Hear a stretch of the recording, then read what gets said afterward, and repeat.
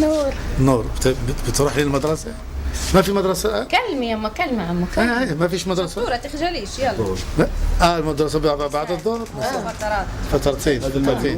معمول زي ما المكالة. كيف المدرسة؟ حلوة في المدرسة؟ خامس. كويس المدرسة. حكيت الصحيح. شطورة قديش جبتيها الفصل الأول؟ جبتها 13. يا عيني شطورة شطورة. والأمورة هذه شو اسمها؟ ريتاج، هذه بتخاف. ايش اسمك؟ نساء. ريتاج؟ ريتاج. ريتاج شطورة. هذه غرفتك يا عمو؟ هذه غرفتهم. فيها حدا؟ لا فيش حدا يعني. ممكن نشوفها؟ تفضل يا عمو، هيا قدامكم مفتوحة، لا فيش حدا. تفضل يا عمو، تفضل. هذه غرفتهم. هذه غرفة ابنها. Donc on est dans la chambre de son enfant qui est marié. C'est ça, ابنها المتزوج. هذا السقف لها. أسوأ شيء يمكن المطبخ والحمام. المطبخ مش فيه انقطاع مية خالص. خير. يلا. شو اسمك؟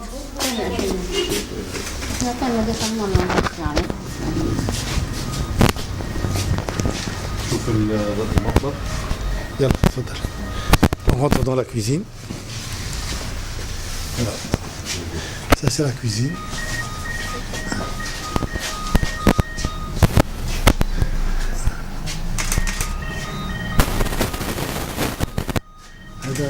هذه مكان ثاني هذا.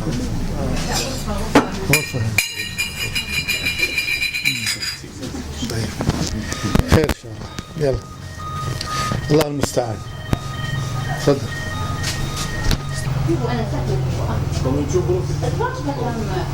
تفضلوا. تفضلوا. تفضل حاجة. تفضل.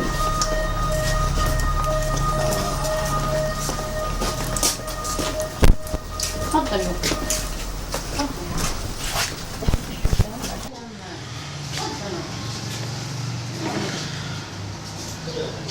الواحد ليش يعني حابة هو يعني وصل رسالة للناس. خير.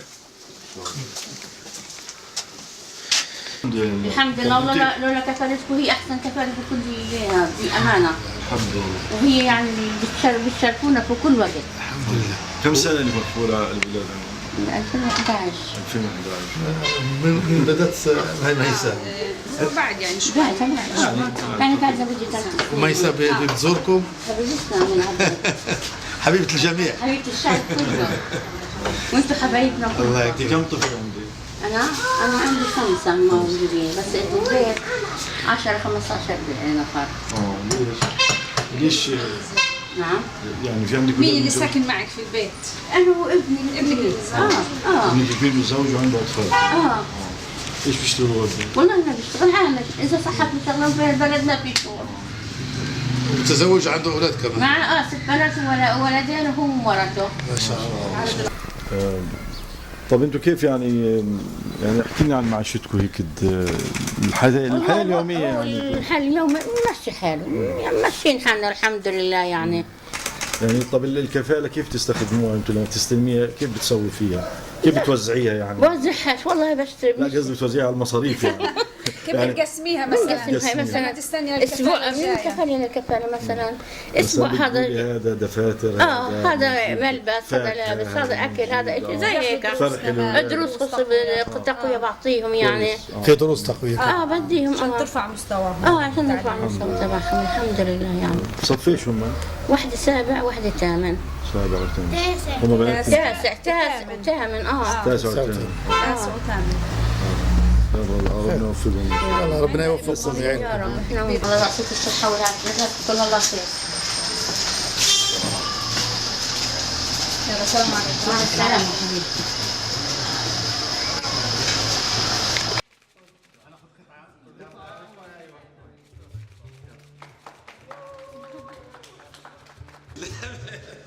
طبعا هذه الوحده يعني ما كانتش هي طبعا يعني توفر فيها الا يعني عمليه عمليه بسطره بحيث انه يكون الحليب امن لعمليه التصنيع واضمن الفتره الزمنيه والاكسباير ديت تقعدش عندنا اصدار يعني اول موظفين الجامعه هم الاولويه وبعدين اللي هو المجتمع الموجود في الجوار.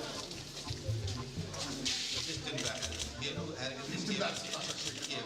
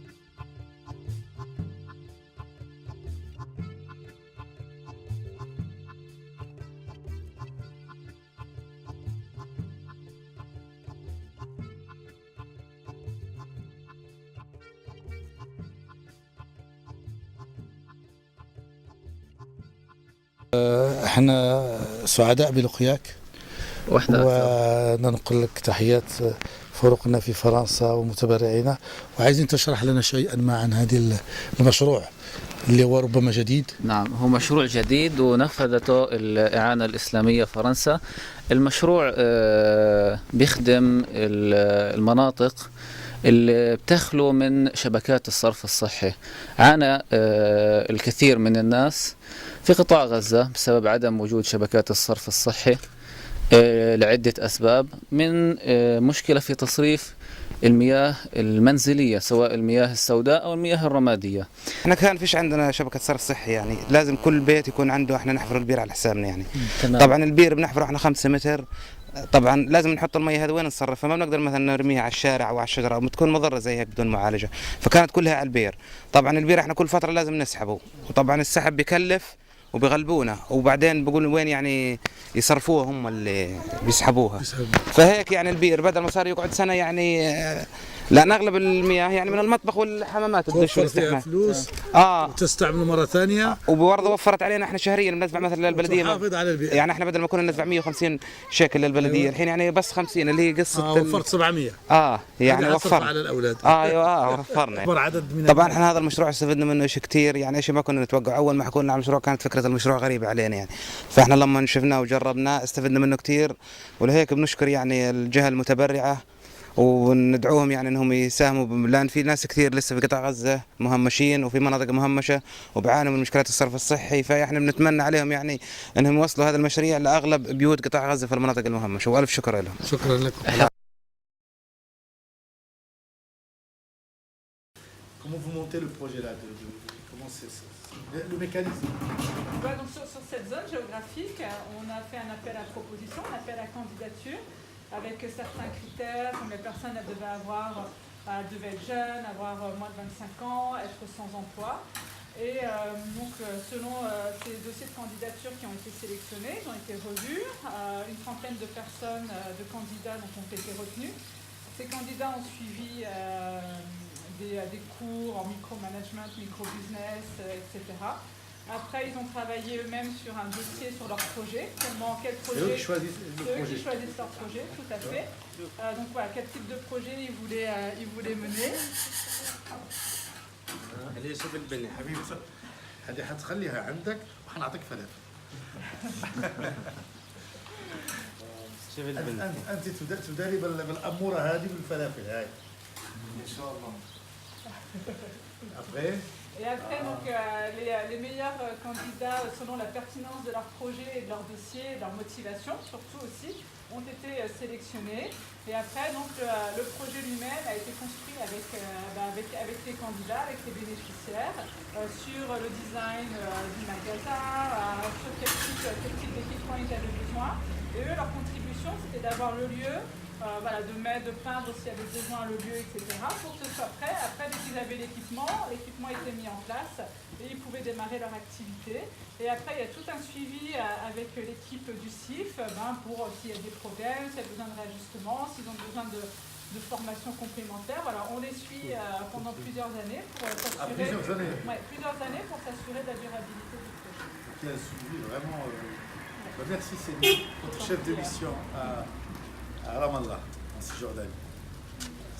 Et bon courage. شو بتخدم، شو أراضي زراعية بتخدم، شو مزروع على الأراضي الزراعية هاي، بإيش تربط، شو القرى اللي تربط فيها، قديش أهمية وحساسية الطريق لهذه القرى. وصار في عندك طبعا رانكينج تصنيف أحسن أو أكثر حساسية لأول 10 طرق استهدفناها، أول 10 كيلو. Bon, je pense que c'est un des projets que je continue à visiter et qui est un triple projet, un récupérateur d'eau de pluie qui va servir à irriguer en été des terrains et qui, comme il l'a dit, va fournir des légumes à toute cette région-là.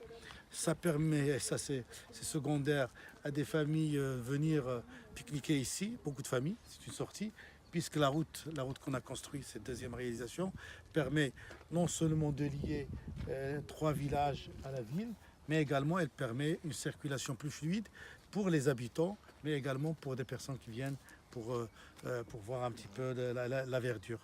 Et ce que vous voyez là, c'est le grillage, ça protège les terrains, parce qu'il y a beaucoup de sangliers dans la région. Ils peuvent être piétinés également par le bétail. Donc nous, on fournit le matériel et c'est l'agriculteur lui-même qui va l'installer. Et on a fourni à beaucoup d'agriculteurs ces grillages pour protéger leur terrain et leurs produits. Donc bien sûr que je renouvelle mon remerciement à l'équipe qui veille sur ce travail, sur la qualité également, parce que nous voulons que notre travail soit exemplaire. J'ai vu la qualité des routes qu'on appelle agricoles, mais qui sont protégées d'une manière exceptionnelle. Mais également, je voulais remercier vous les donateurs, de nous avoir permis de réaliser ces choses-là. Merci. اهلا وسهلا، انا اللي بدي اشكركم. علاش تشكركم؟ لانه انتم فتحتوا باب رزق الي ولاولادي. الله يجزاك شكرا لكم. احنا نشكركم كذلك لان مكنتنا انه نعمل مشروع شكر لكم. تستفيدوا به. يعني لو ما هالمشروع ما شفناكم ولا تعرفنا على وجوه الطيبه. يعني الفريق كان كثير عن جد، يعني بنحبه وبيض الوجه من الاساس، يعني قبل المشروع كمان وسام هيك عن جد انه معاملة. أنا يعني ما مرش علي هيك معاملة جمعيات الصراحة. طيب أنا لو أحكي بالفرنسي لو سمحتي. اتفضل. بس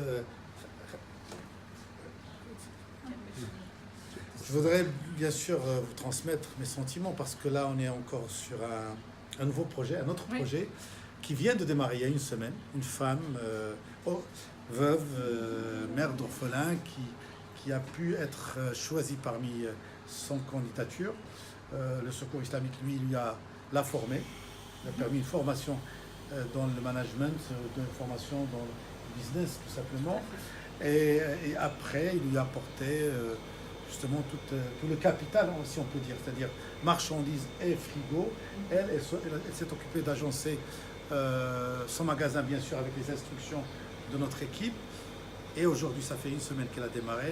Et elle commence déjà à sentir le bénéfice de ce travail-là sur sa personne. C'est ça qui m'a frappé le plus quand elle dit que je suis sortie des 4 murs, c'est-à-dire qu'elle a trouvé une certaine liberté. Elle se sent un être humain, tout simplement, qui vit, etc. Et ça nous touche, nous, en tant que travailleurs dans cette organisation. Et à travers cette vidéo, je voulais vraiment vous remercier les personnes qui nous ont soutenus pour pouvoir réaliser un tel projet. C'est grâce à eux. Et notre souhait, c'est qu'on continue à faire plaisir à des centaines de familles, à des centaines de femmes comme celle-là, les sortir. Et ça, c'est du développement durable. Ça fait tourner la machine d'un village, après une famille, d'un village, d'un certain nombre. Merci pour tout ce que vous nous apportez comme aide. Et ça nous fait plaisir à tous. Vraiment, je suis comblé de joie d'avoir vu ça, parce que nous sortons des bureaux vers quelque chose de concret. On voit le fruit de votre don, on voit le fruit de notre travail, le travail de nos merveilleuses équipes. Je vous remercie infiniment. Merci à vous.